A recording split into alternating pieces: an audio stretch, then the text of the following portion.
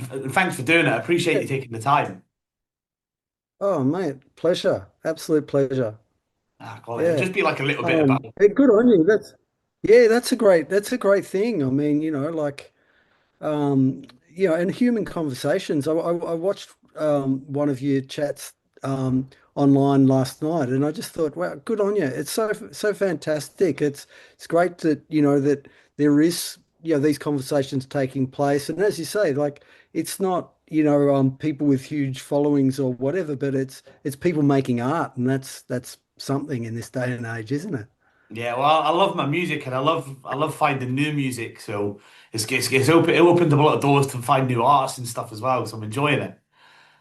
Yeah, awesome. What Good. sort of inspired your journey into music? What made you get start doing music? Wow. Necessity, I think.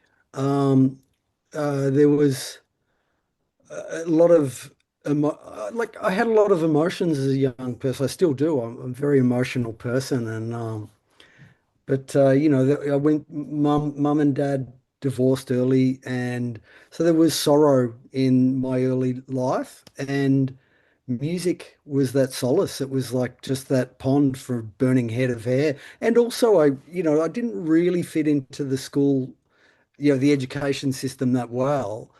But, you know, finding meaning in songs and songwriters and the words and the feelings and the way that kind of like the intellect of the poetry and the emotion of the song could really connect, So I was a kid who would lay down on the lounge room floor a lot listening to, vinyl and crying, like listening to music and just crying, but also it's always there for you, It's like it's there for your celebrations, it's there for your losses. It's like a really truly special friend, I think. I kind of And relate to yeah, you a bit there like because my mum and dad split up when I was young, and I always just sort of went to music. Music was always my sort of escape. yeah, yeah. It does, isn't it? It's like and songwriters as a general rule seem to know what you're going through. Or they've Yeah. had some experience of it, or you're drawn to the ones that speak that language that you're relating to, and so yeah, I guess for me it was a way of expressing the inner abstract stuff that you could feel it, and but you didn't necessarily have the words. I mean, I was into I started expressing myself in poetry pretty early. I mean, pretty bad poetry, but I just had a need to try and get those feelings out, I guess, to try and communicate them. And then Was that where you started with when you poetry? come absolutely, and then I think when you come across artists, and for me it was early on, it was people like, I mean, there was all my parents' music, but I guess Bruce Springsteen was probably one of those early big influences who came from my mum. My mum introduced me to Bruce Springsteen, but I just felt something in his music. And then the more that I listened to the poems, it just really spoke to me in a really deep way. And that was the first concert I ever went to, Oh, really? 1985, the summer of 85, and it was the Born in the USA tour, and it was life-changing. It was so inspiring, That's a So great first gig to yeah, go to. that's where it started. Yeah, yeah, yeah, yeah, My yeah. And first gig, my dad took me to see Bob Dylan at Wembley. It was brilliant. you're kidding me. Yeah, it was Wow. great. I I didn't didn't really, see I didn't really Dylan like Bob till Dylan when I was a kid, but my dad sort of brainwashed me into yeah, liking him. So sure. now I love him. Yeah, me too. Yeah, as a kid, his voice felt a bit impenetrable, but then as you age, you grow more fond of the imperfection and the honesty but the poems are just, first rate, aren't they? Let's face it, Yeah. it's like an American songbook, his work. It's incredible. So many kind of classic American genres that he's kind of rolled together. It's incredible. Have you ever read Jim Morrison's poem book? I did. I read it when he was another big influence. I have a Jim Morrison story. I had you know, I guess when I was about 14 as well, about that same age, there was an older guy, Dean, and he used to come over and we'd play table tennis. And he was into archery and and bow hunting, and he'd go out and shoot rabbits with his bow. And so I started getting into it. I really looked up to this guy, and he was a couple of years older than me. And he came over with this cassette, and it was The Doors, "Alive She Cried."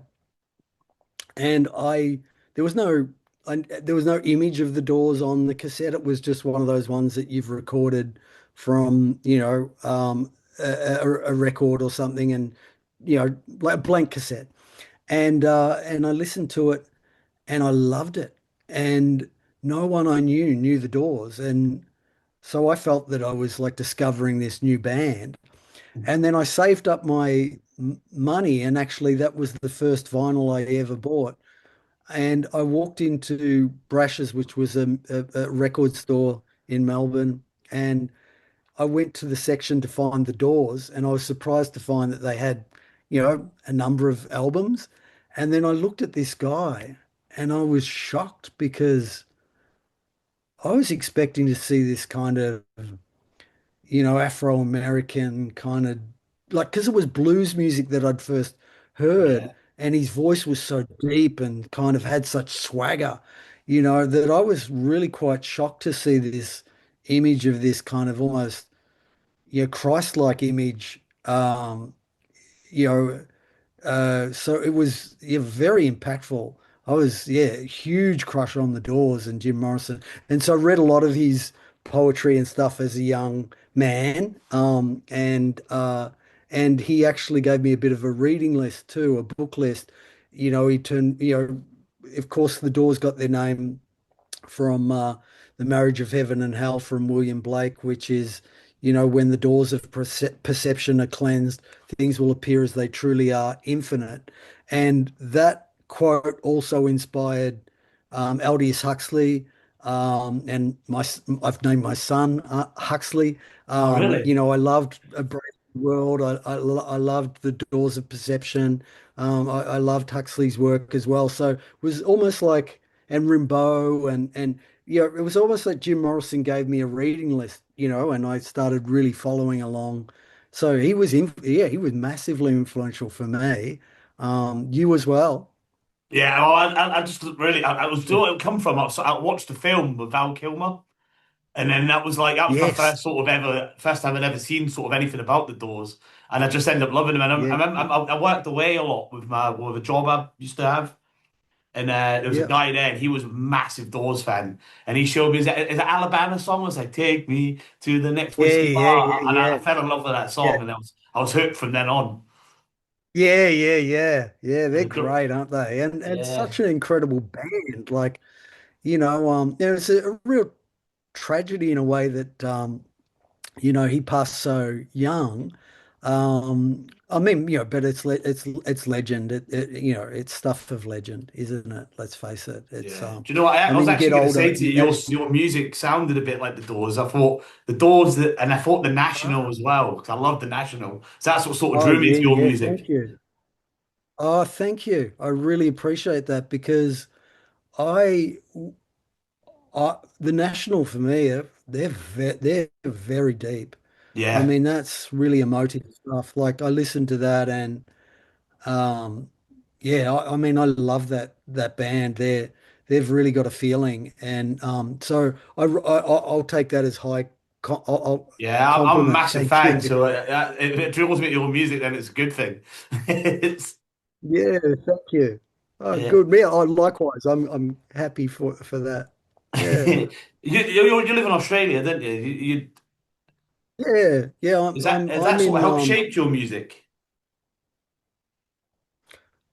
um probably probably, but it's really hard to.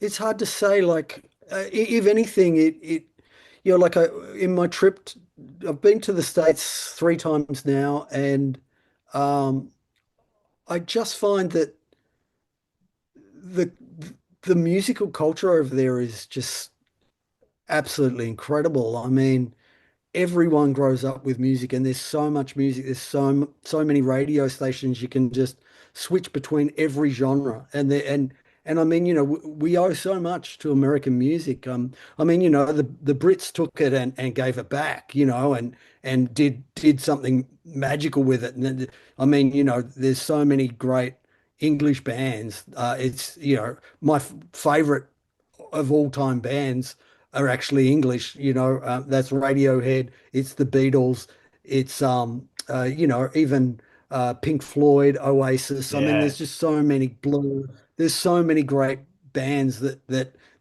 have taken essentially American music, but given it that thing that's quite unique. The Smiths, I mean, God, yeah, incredible acts that have come out of there.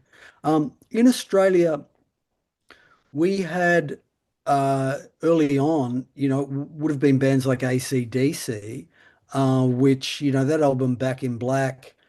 Because, I remember I was, I was, I just, when Kiss happened, when Kiss Dynasty happened, I think I was in grade six, maybe, at primary school, and that was huge. Them playing Disco, I Was Made for Loving You, Baby, and it like and then you see them and they've got the makeup and like so we used to get our tennis rackets and pretend to be Kiss, and put on Kiss concerts for our friends at school. And around that same time, Back in Black came out, and that's a really heavy hitting album. I mean, that's after Bon Scott's died. It's an incredible album, and I think my older brother bought the album first, and we were playing table tennis and listening to this album, and it was just on repeat. But he wouldn't let me play his vinyl, so I had to go and buy my own copy of it. So we both had our own copy of that AC/DC Back in Black album, and so I think there's something quintessentially Australian about that, and then on to, there was a band called Chisel. They were massive Australian band here, not overseas. In Excess, that was a game changer I always when those forget they're guys came Australian in along. excess. Yeah, well, they had such a unique sound, and they were such a cool band, and I saw them live just so many times. I mean, and then Midnight Oil. I mean, there's been some great Aussie bands that I guess when I was coming of age, or not coming of age, but sort of when I was old enough to go out and drink at venues and see live music, the Australian music scene was really happening. I mean, it was full charged. And so you were seeing bands like Midnight Oil, Hunters and Collectors. You're seeing these guys, the Divinals, at pubs. So, still big pubs, like maybe where you were one of sometimes 400 or 500 people, but still, you know, intimate enough that you were feeling that passion. And some of those rhythm sections, they were just like, I mean, and they were working hard. They were just touring up and down the coast. So yeah, the Aussie music scene probably did influence me a lot, although, as I say, I feel like a lot of my favorites have been either English or American artists, for Yeah. sure. I like about Mm. your music as well. It's got like a bit of a cinematic feel to it. Like the production of it sounds great. Like, did you set Oh out to yeah, sort of give it that sort of vibe, or is it just sort of happened like that? look, that's it.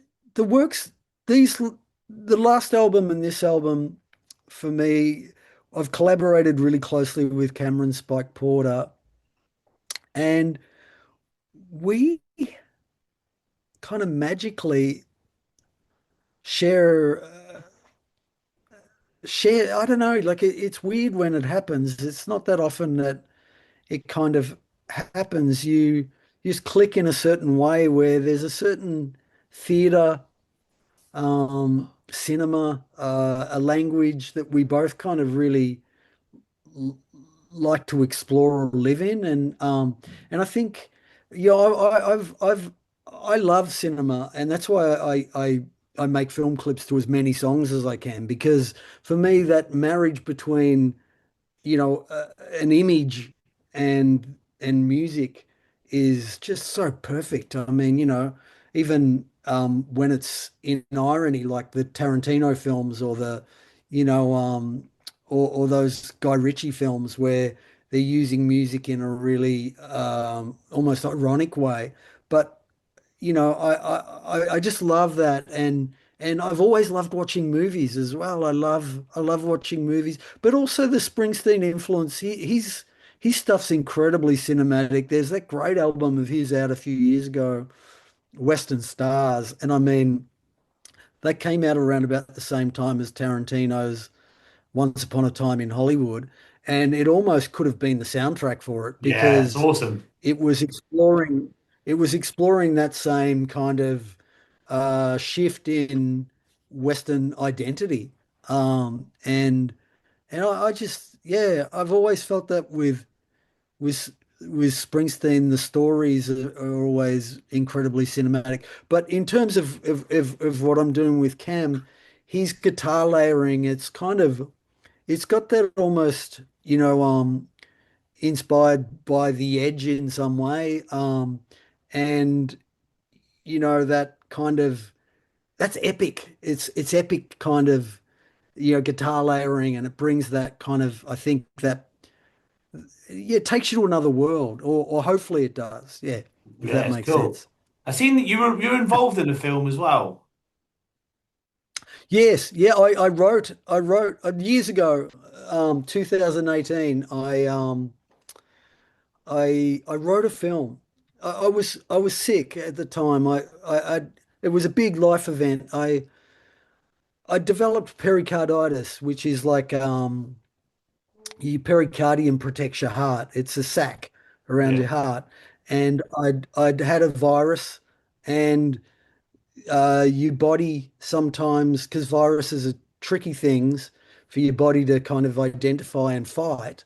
Sometimes when you get a virus, your body will attack, your immune system will attack some part of your body, thinking it's the thing that needs to be um, dealt with. And so I developed pericarditis, and then 2 weeks later, my mum passed away. oh, And it was just like psychosomatic in a way. It was like the thing that protected my heart had become inflamed just right at that moment that when you my needed mum the was about to most. pass. Yeah, yeah, yeah.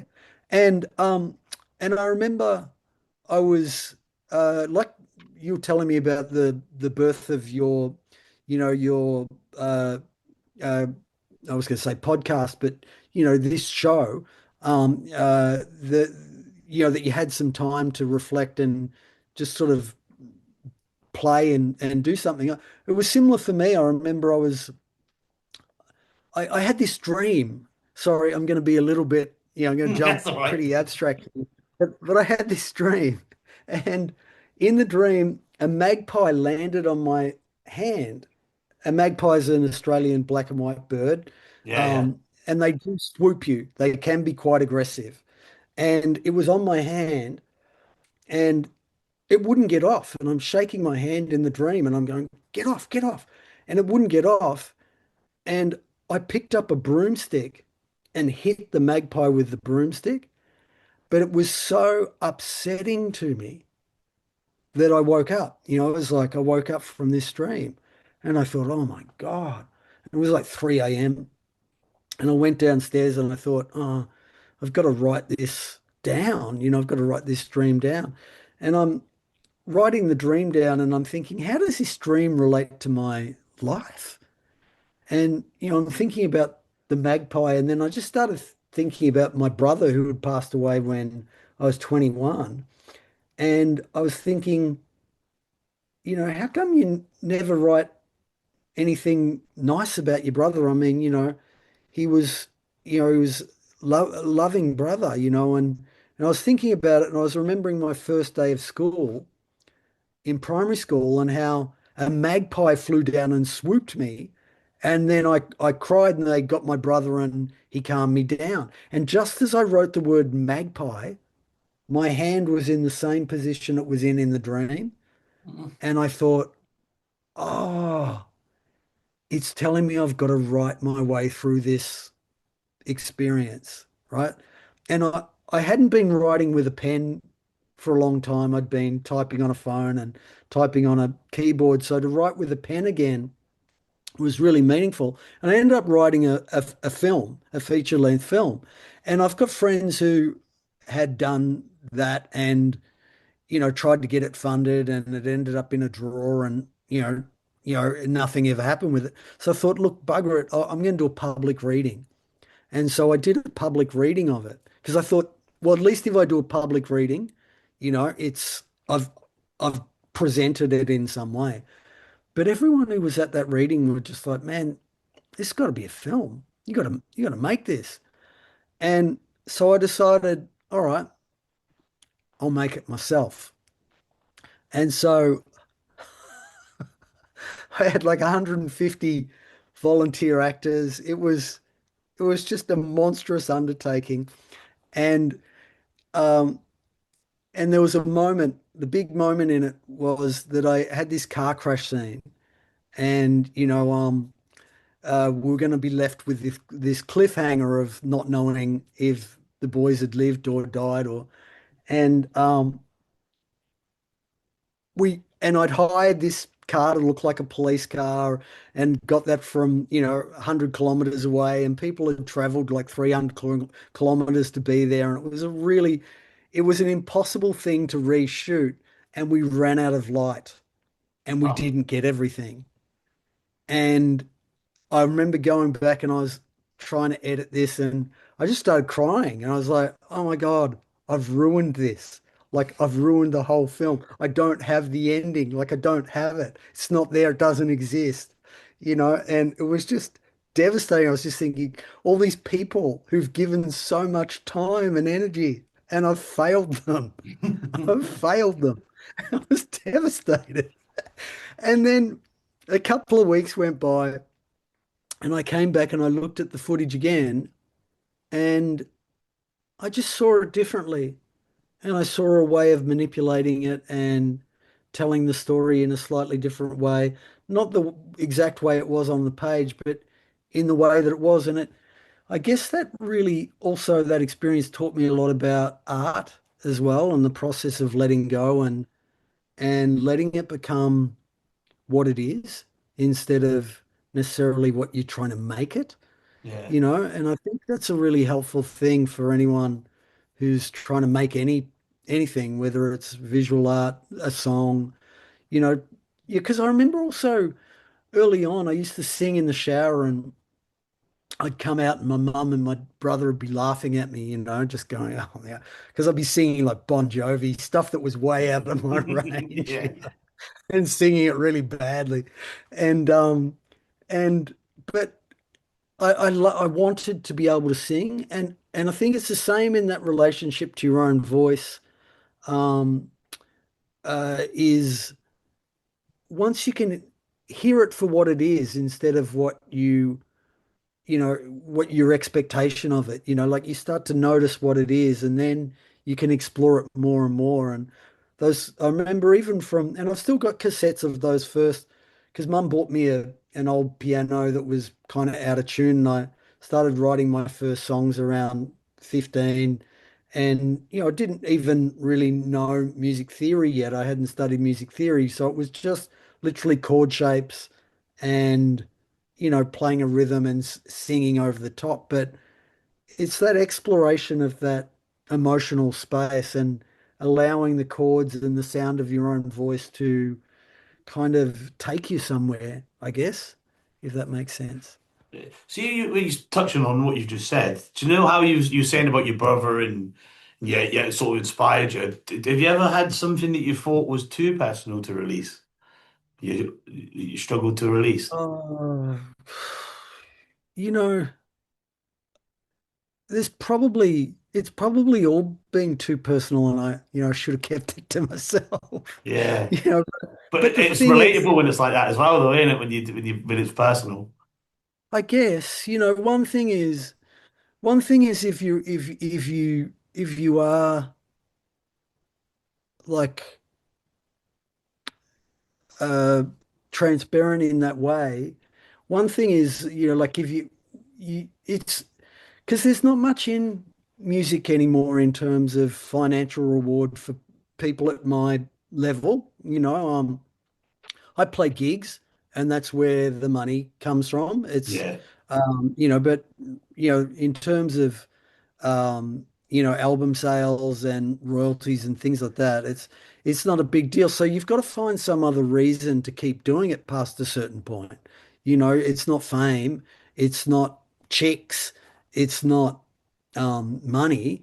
So there's got to be something else driving it beyond a certain point. And for me, you know, and this, I don't know how weird or strange this is going to sound, but like when you, there's a magic in writing a song. It's like putting a jigsaw puzzle together, and then when it's done and you've mixed it and and even the mixing is a journey of, arranging and trying to work out where you need to, be in terms of dynamic and everything else. It's like a really interesting journey. But then when you get to the end of all of that and you sit there and you listen to those final mixes, to decide whether it's finally finished. And you listen to those mixes and you're really immersed and you're so deep inside the music at that point, and you're listening. And, if you can separate yourself from the person, from the art, um, in a way, you listen, and it's a remarkable experience if you've been honest, because you have this moment of going, I like this person. I like this person. I like what they're saying. This touches me, and Yes. that's why you do it. It's sort of like it's a mirror, and it's a flattering mirror, but it's also a truth. It's an honest mirror, like if you've given of your heart, you'll get that reward back of going, wow, I feel that. And that's a Yeah. nice moment. That's cool. So I've talked to a lot of sort of newer artists as well, that are just starting out. Have you got sort of any Yeah. advice that they could take on board for? Yeah, I reckon I could save myself a lot of time if, and I was speaking to a young artist only a couple of weeks ago about this, is do it all yourself, no matter how bad you think you are. Like, record it yourself with whatever microphone you've got, with whatever technology you've got, because that will become your sound. You'll have to work with what you've got, and you'll make it work somehow. And that's the magic. That's how you're going to find. That's how we get the next Nirvana, or that's how we get, you know, um, the next The Cure, or or someone who's so unique. Um, it's because you don't try and be anyone else. Try and be you. Like, just be you, and trust that. Trust it. That's what I would say to young artists is, even, one thing for me, because uh, you know, I write songs on acoustic guitar mostly and piano, and often my close friends and my partner and other people have often said to me, I actually prefer your songs just like that, you know. Um, and I'm always like, no, no, no, it's way better when it's produced. But there's something in that I think it's taking me still time now to learn, is that the authenticity of just being in your own sound. That's where it's most unique. So yeah, that's what I would say to any.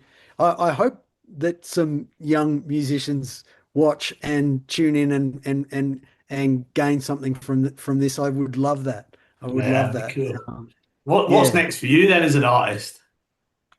Um, well, Cam and I are already sort of working on a new album. We've this song that uh the third single from our new album, Airport Departure Lounge. The album itself will come out in, I don't know, maybe we haven't put a date on it, but we'll probably release another single or so. So it might be around June, something like that. But we've already started. We had a lot of music that we wrote for this album, which was pretty interesting because on the previous album, Falling, I didn't have a title for that album, and then when we got to the end of the process, and I was just listening to all the songs, and I realized that the idea of falling or the fall or falls of empires, falling in love, um, all of the different ways that humans fall, falling for lies and propaganda. All of that was all present in the album, and so I ended up calling the album Falling. But I found it through the songs. But on Airport Departure Lounge, I'd remembered a story that a friend had told me about how he feels so emotional in airport departure lounges because they're these places where, you say goodbye to lovers and, and you say hello to lovers and, it's like it's like this place of joy and sorrow. And it just had stayed with me and I thought and I so I decided really early that I wanted to create this album Airport Departure Lounge. But what ended up happening as a result is I wrote a whole heap of songs about, planes and airports and it was just like, you know, I think there was close to 30 songs or something like that. It was just kind of ridiculous in a way. I'd painted myself into a corner. But it was pretty interesting. But as a result, we've got all this we've got this album of songs that are all in either 7/4 or 7/8 time signature. So we're going to put out seven of those. Um, just as a little side thing that we've done. So we're just working through mixing and mastering that. And we've started composing songs for a new album too, but not with any concept yet or anything, just writing to explore. Um, uh, I don't know. Look, I think as artists, it's an interesting time to be an artist in a way too, because of AI. I mean, we've got to this Yeah. point now where, you know, I was on the radio last week and Nathan, who was interviewing me, was saying that something like, I think it was ridiculous. I think he said something like 80% of everything he's being sent is AI. And it's it's mind blowing and I just think, wow, but surely we won't be we won't play that on the radio. Like surely we're going to continue to support artists and emerging artists and I can kind of understand that, you know, that it's empowering people who have creative ideas but can't play an instrument or whatever, and this is allowing them to still express their vision and their idea. And that's a like I'm all for empowering people, if that helps people to, get through their life, I'm all for it. But, I'd like to think that, well, at least for live shows, it's like live shows become even more important because you're watching someone play their instrument. Yeah. For sure that this is the real deal. So I don't know. I'm also maybe thinking of just writing just a really um uh stripped back acoustic album, um, you know, that's really human as I can kind of make something. there's that guy Glenn Hansard, is that his name? Um, I think so. He's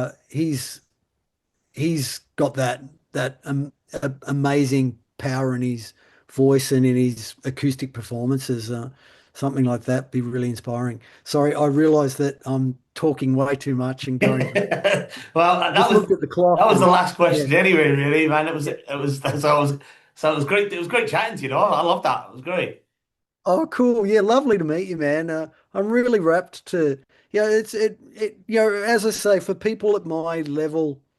To know that someone has appreciated it as much as to the point where they've reached out to want to have a conversation and what you're doing with your YouTube, that's so fantastic, mate. Oh, Thank you thank for you. doing that.